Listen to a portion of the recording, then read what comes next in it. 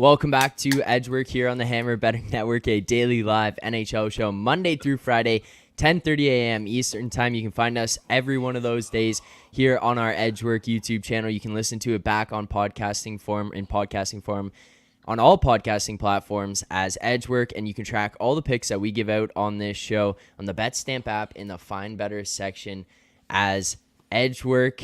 Jersey Day today, boys. Last game before the All-Star break, or last day before the All-Star break. 2 games here tonight, and we got the Leafs jerseys out hard here. You're outnumbered, Alex. Go I Leafs. never would have Go thought I would have Leafs. seen the day where Andy sat in front of me wearing that. I can't do it. This is gross. Andy pops up before air and yells at me for wearing this Bruins jersey, and then he's gonna put his on. And he goes, "You know what? Might as well switch and wear Toronto jerseys." God.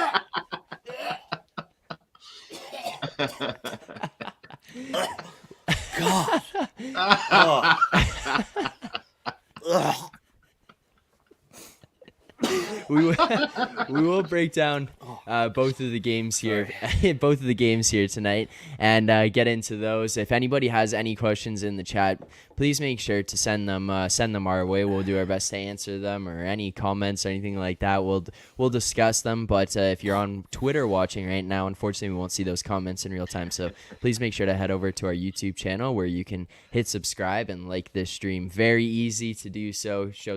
Show some support to all the Edgework groups that's been going on here, and Too bad doing pretty well get to so see far. Any skin? I don't know, guys. Like, I don't want to get us banned from YouTube here. Yeah, let's avoid that. But the Edgework groups have been up 42 units so far on the season, 8% ROI on the year. So doing pretty well so far this season. So let's continue that here tonight as we head Good into place the for All-Star this. break. Oh, that's just disrespectful. That's Wow. so disrespectful. That's karma, man. We're going to come back now. Leafs are going to catch the Bruins in the standings. You better be careful, Andy. Don't want to be doing things like that. All right, let's get into the games here tonight. Let's start with the feature game, the one Andy decided to take a side on here, clearly with the Leafs jersey that he came on wearing. The Boston Bruins heading to Toronto. This Bruins invincible all season long, and then we've seen the first kink in the armor over the past couple of games. And I don't know if that's necessarily to say that it is a true kink in the armor, more so just the course of an NHL season taking its toll and finally coming to reality in terms of you can't just continue to win at the rate that they were winning at. But Boston right now on a 3-game losing streak, all games on the road. They're losing to Tampa, Florida, and Carolina, rolling into Toronto right now. This team is 16-6-2 on the road, going up against a Leafs team that is doing their best to catch the Bruins, but is very difficult considering that team just continues to get points and get wins. But this Toronto team right now, no Matthews. They are 6-3-1 in their last 10. They just beat Washington the other day, 5-1. And they're a pretty good home team, 24-4 at home. Not looking at a side in this game, but we are looking at a total. Alex, what do you like in this one? Because I know that, Andy, you're interested in this one as well. Yeah, I'm looking at this over at 5.5, which I thought was kind of shocking to see that even yesterday we saw some shops pop open with a 5.5, some adjusted to 6, some still this morning at 5.5. We can get the over laying $1.20. I thought this is a really good spot here, and it's tough to gauge where teams are with this staggered All-Star break. Usually in the past we see teams, everybody kind of wraps up around the same time, but you've had Boston had to play 2 more games than some of the other teams that have already been on break the last few days. Same with Toronto. They had to play on Sunday as well, get the win against Washington. So obviously this is a big game because, as you mentioned, the Leafs are just 9 points behind the Bruins in the standings, but Boston want to try to finish up strong. I could see this where this be one of those games where we might see some goals each way. This might be a little high scoring than it would be if this was played after the All-Star break, where these two teams fight for playoff positioning and points.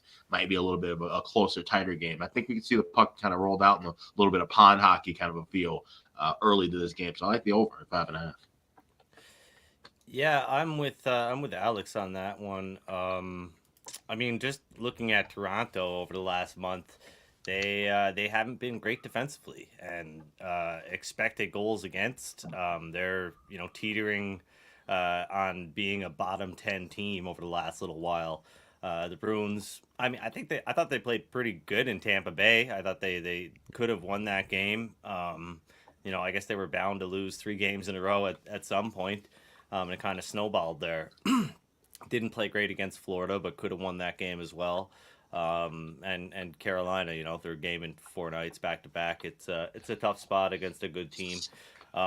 Wouldn't really doesn't really concern me, that's for sure. And pretty much a layup tonight against the Toronto Maple Leafs. So should get back on track. Oh my God. All right. Question here from Sphinx Angles, or more of a statement, but I guess it could be a question for you guys. The over 6 at plus money. Would you have any interest in that and bumping it up to the 6? Not for the show purpose. We tracked it at over 5.5 at the -120. But if anybody out there is looking at this one, would over 6 at plus money still be of interest to you guys? No, I mean, I'd rather have 5.5. I'd rather lay that price in, and then I need 6 to win rather than needing 7 to win at plus price. Fair enough. All right. Let's go to the next game here. And again, if anybody has any questions, please make sure to send them in the chat. We'll do our best to get to those questions, comments that go on. But next game, Carolina, Buffalo, another Eastern Conference matchup here. Rob and I put out a video the other day when the news was announced that Bo Horvat was traded to the New York Islanders, and we talked about how Horvat was going to have to that Horvat and the Islanders were going to have to try to climb over the Sabres, even just to get into that spot of contention, trying to get into the playoffs. Like this Sabres team right now, they are pushing hard. They're 1 point back of Pitt. They've played the same number of games. They're 4 points back of Washington, and they have 4 games in hand on that Capitals team for those 2 wild card spots. This Buffalo team has been rolling along here. They're 6-2-2 in their last 10, despite just losing to Minnesota 3-2 in the last time they played, the last game that they played. Buffalo right now 11-12-2 at home, so not the greatest home team, facing off against Carolina, who's coming in on a heater right now. Carolina first in the Metro. They're 6 points up on the next closest team, the New Jersey Devils. They're second in the NHL, 8-1-1 in their last 10, and they're coming off of a 6-game win streak into this one. Alex, is this a spot here where Carolina's hot streak comes to an end on the road in Buffalo tonight? Yeah, I think so. And, you look at what happened last night, solid first period start, and then all of a sudden floodgates open, Kings get 4 goals. Looks like they're going to, run away with a victory. And then, the Cardiac Canes, they come back, force overtime, get the OT win with Aho's goal. And, it's just, you can't, live dangerously like this for so long. This is one of the, teams that they play a ton of overtime games. That was the 18th overtime game this year. They kind of have that playoff-like feel. That's why I keep saying that. But with some of these close games, and sure, that'll help you down the stretch. But right now, especially like I said, heading into the break, second of a back-to-back, it's just kind of a dubious spot. And I think Buffalo, like I said, haven't been playing that well at home. They definitely want to use this to get some momentum. Let's get these 2 points and then rest up, heal up a little bit, and get ready for the stretch run in the second half. We can beat a good team like Carolina that'll have us feeling good heading into the break. So I like Buffalo here. I think it's a good spot. I got plus 130. Like I'm seeing a plus 131 at Pinnacle, 132 at Superbook. So you can shop around, still find a decent price here. And if I had to look at, maybe this one going past 60 minutes, I'd maybe even sprinkle a little bit on the draw here. Like I said, we've seen 3 of the last 4 Carolina games go to OT. We've seen a few OT games with Buffalo as well. Their last game went into a shootout. So I can easily see this one being a Buffalo win at home, maybe going into overtime. Yeah, that Buffalo shootout loss was pretty frustrating. I thought it was a good bet that just didn't get there. The Sabres, and pretty much on par with a team like the Wild at this point, I think, and weren't able to get it done. But yeah, I think Buffalo should be priced around plus 124, I believe. So a little bit of value there if you can shop around and get that plus 130 price. And I agree with what Alex was saying. I think this team is definitely looking to go into the break strong, but like he said, got to heal up a little bit too. They had Tage Thompson listed day to day. It looks like he's going to play, or they're hopeful he'll play tonight. And Dylan Cousins missed a game. He's expected to play as well, but probably dealing with some bumps and bruises like a lot of teams, and maybe the break will be good for Buffalo. All right. If there's any player props, we can get into those. If anybody has questions about player props that they're looking at, feel free to send those out. I have one. We're not going to track it because it's not widely available, but for those who are in New Jersey or in different places in Ontario or across Canada, make sure to go and look at some of the different books. There's William Nylander over 3.5 shots on goal. You can find him plus 120. He's basically plus 100 everywhere else. Like this, especially just based off of the numbers and what we've seen out of William Nylander, how dominant he's kind of been over the last little stretch in the positions that he's been put in, especially with Matthews out, having to kind of step up, elevate his own game, and be the guy who's going to take over in some of these spots, and then especially his play on the power play, like that look, and then especially at that number. But I don't want to track it because it's not widely available. But if you do have access to those, just want to kind of let people know that it's out there, it's available. I checked before the show. I can't help but actually I just forgot what I was going to say. What was I going to say? I'm totally lost here. Just had three things in my mind at the same time, and I forgot which one I was going to go with. It's all good, man. Just have another Red Bull and maybe you get it back. Player props. That's right. Power play points, man. It drives me nuts. Like I'd like to bet these from time to time, but they're not available at you can get them at DraftKings at Bet365, some of the Ontario books, right? But for me, not very accessible. But I look at the team like Buffalo, who does not get a lot of time on the power play. They've received like the fewest power play opportunities in the league over the last little while, or they're one of the teams that have anyway. Carolina, on the other hand, is a team that takes a bunch of penalties and draws a lot of penalties themselves. You could see a lot of power play time in a game like this tonight with a tired Hurricanes team. And I look at a guy like Alex Tuck, who is in on the scoring pretty often, doesn't rack up a ton of power play points. I believe he has 15 on the season, I think. But plus 285, anywhere close to 3-1 for a power play point in a game that 3-1, right? I think those bets are intriguing to me as flyers, as fun bets to make on a night like this where you don't have a whole lot going on. But like I said, just not widely available. I can't even bet it myself unless I really go out of my way to get somebody else to maybe bet it for me or something. Right. And at which point, if you're just taking a flyer, maybe that effort that goes into it isn't quite worth it. Yeah. So you don't have any player prop goal scorer parlays here for us tonight, Andy? What's going on? No. I considered and it's a weird prop because Rasmus Dahlin does not shoot the puck a ton. He's not, in terms of the shot generators on the Buffalo Sabres, Dahlin isn't one of the top guys. But when he does shoot the puck, he gets it through traffic. He gets it to the net. And you've seen him go over the 2.5 in, I think, 5 straight games, or 4 of the last 5 games. And overall, he's gone over 2.5 shots more often than not. I believe 29 or 30 games out of 50 this season, he's gone over that mark. So, plus money, plus 115, plus 120 even. Yeah, plus 120 at Bet365. That's a prop that intrigues me. I was going to give it out this morning, but I always, over at VSiN, I always do the DraftKings odds because, DraftKings, VSiN, etc. But they had already moved their number from plus 125 to plus 105, so I passed on it. All right, fair enough. With the All-Star break approaching here, I want to ask you guys, do you do any All-Star break betting or any All-Star game, skills competition, anything like that? Is there anything you do there? Skills? No. In the past, I've done All-Star. You, Alex? No, I didn't even watch it last year. I was on vacation. No. I have to write about it. But other than that, no, I probably won't pay much attention. Excuse me. Fair. Yeah, I used to bet on the All-Star game every season, and for 4 or 5 years there, I profited just betting, picking two sides in that little round robin tournament there, in that little 3-on-3 tournament that they do. But I think now just the kind of the pace that I'm working at all the time, doing content for VSiN and whatnot. Like I see an opportunity like this to not think about hockey for 2 days, and I'm gonna take it.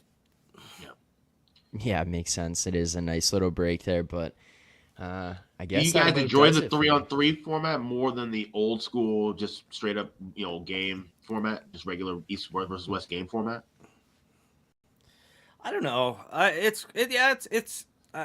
don't know. I think they do a lot of standing around regardless, right? Like even Yeah. Yeah. 3-on-3. I think in theory you would think like, oh, 3-on-3 it'll be more exciting, but it just gives them more space to stand around, and they actually don't have to work as hard to get to open spaces and stuff like that to get pucks and everything. It's a lot. I almost think it slows the game down a little bit. I've always thought that like the All-Star game could be fun, if there was a little bit of something at stake. Um, I think I don't necessarily think that you need hitting or shot blocking or anything like that to have a good competitive hockey game. Right. And Yeah. I do think the Stars have kind of sold out a little bit in terms of like putting on a good show, like the alley oop finishes and stuff like that. That's fun when you're watching these guys on 3-on-3. But Yeah. I just like to see a little more speed, a little more. Uh, I don't know. I guess energy in the game. Yeah. Right. Well, I think there's a precedent set in terms of how much it actually matters when the selection process for the All-Star game is what it is. Yeah. It kind of diminishes the value of the actual game and what it means to be there. And not completely. Like, obviously, you see a guy like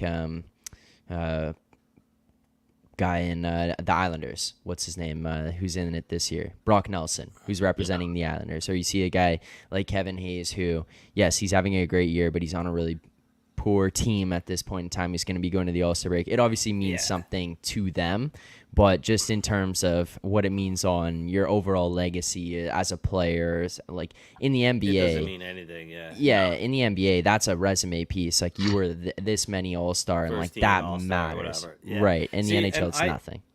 I agree with that, and I think like they should get away from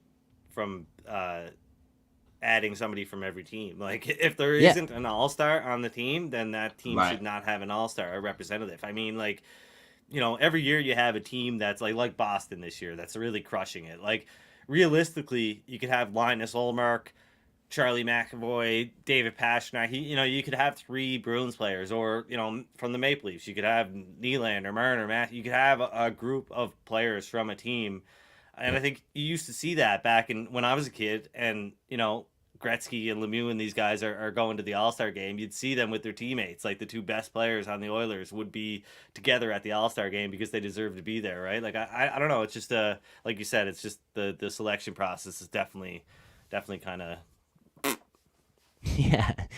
And I think adding something to that and making the selection process and actually being selected an All-Star, making that more important to players and having more value could just entice the players to show a little bit more pride in the game itself. It's not necessarily like you're saying, Andy, like we don't need to see guys hitting and blocking shots, but maybe just adds to the intensity a little bit where it's like, all right, you got a little bit of pride to go there and be there and represent your team or represent your division at the All-Star game. So I think that's kind of where it's set from the top. One more thing about the All-Star game, and if you guys are, and I'm not sure whether I'm gonna do anything on VSiN this weekend or not in terms of like breaking down the teams or the rosters or whatever, but like look at 3-on-3 stats. You can go to evolvinghockey.com and you can filter to look at 3-on-3 stats. I mean, it doesn't hurt, right? It's worth a look. Check out the teams and kind of see maybe there's an obvious trend here with one of these teams that have a lot of good 3-on-3 players, a lot of guys that are skilled in that part of the game. I mean, only the top players get 3-on-3 time on ice, so it's going to be a small sample of players and ice time, but you might see something there if you look at the last couple of seasons. Yeah, that's an interesting point. So make sure to go check that out. If you're looking for more NHL content, please make sure to subscribe to the Edgework YouTube channel. You can find us live Monday through Friday at 10:30 a.m. Eastern Time. We'll break down the games for that day, talk about some of the stories going on in the NHL, and give out our best bets, all of which are tracked in the BetStamp app in the Find Better section as Edgework. And if you're looking for more news updates and stuff like that, we will be adding to this channel, so you can find us there, just putting out videos, 8 to 10 12-minute videos breaking down, reacting to news that happens. If you haven't seen it already, Rob Zoll and I broke down the Bo Horvat trade, the winners, the losers of that, what it means for either team, and how that affects the Islanders' odds to make the playoffs, whether that was a worthwhile trade. So do I, to be honest. I said it on my other podcast. I'll say it on here. I don't think Bo Horvat will be wearing an Islanders jersey by March 3rd. I think he gets moved again. Really? Yeah, Yep. That's an interesting. I've seen those takes. I think he gets moved. I think this was a piece to block Boston from doing anything, and then they can make a deal now with a Western Conference team, maybe like a Colorado.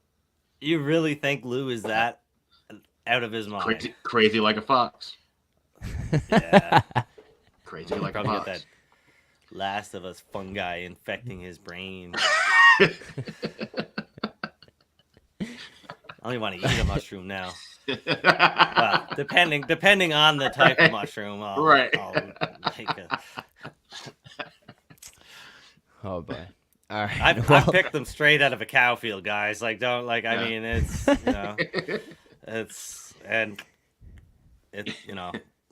Oh, really? You guys do Casey, things send me differently some. out there in Alberta. Oh, this is the Cape Breton cow field. Speaking of Cape Breton, $30 million lotto jackpot sold in Cape Breton Island last night. Hopefully it was a family member or a friend. Are you going to be making a call after the show? Yeah, I am. All right. Well, thank you to everyone who tuned in here today. Greatly appreciated. There will be no show on Thursday or Friday as it is the All-Star break. So we will see everyone after that. Enjoy the break. Enjoy the games tonight. And enjoy the All-Star games if you can, if you happen to tune into those. So make sure to stay tuned to the Edgework YouTube channel in case more videos come out. You can subscribe, like this video. You can also turn on notifications so you get notified when videos come out, breaking down news, rumors, reactions. One more thing. I was just thinking, Go like, for maybe don't bet on the All-Star game. The All-Star game is supposed to be, it's supposed to bring you back to what the game is all about. That fun feeling you had when you were a kid. Maybe just don't gamble this weekend. Maybe that's a Yeah. That's not a bad idea.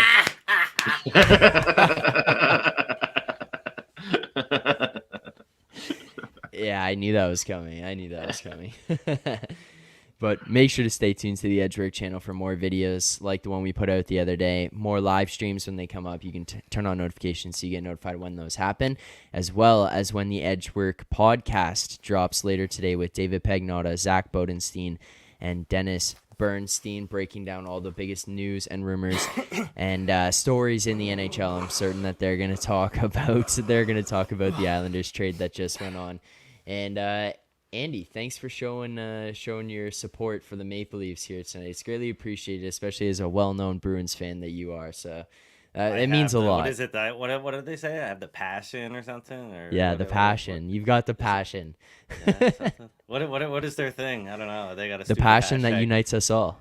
Oh, that's what it is. Yeah. Yeah, that's the slogan. It's probably on the inside of this jersey. Andy's got the passion. Don't forget. Does it say there? I'll wait. Does it say there? Pride, courage. Oh, courage. Oh, all right. Fair enough. Nothing about winning. Also, Connor, what do I do if I don't gamble? Talk to girls or something?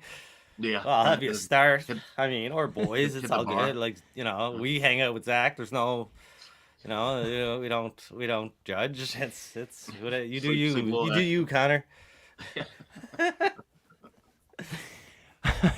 All right, that's enough. Thanks to everyone who tuned in here today. If you enjoyed the content, please make sure to hit subscribe, like this stream. You can find it back on all podcasting platforms after the show. as Edgework. You can find all the picks that we've given out in the BetStamp app in the Find Better section as Edgework HQ, and you can find us on Twitter at Edgework HQ as well. Enjoy the games tonight. Enjoy the All-Star break this weekend. A nice little break from intensely watching hockey and gambling, as Andy suggests that we do. And maybe you can go talk to girls or guys, as Andy Spend time with your family. Well, so. Those Spend kids some time. that you're neglecting, Yeah. they need you. Okay? Yeah. Enjoy the games tonight, everyone. Bunch of deadbeats. Enjoy the All-Star game this weekend. We'll see everyone next week.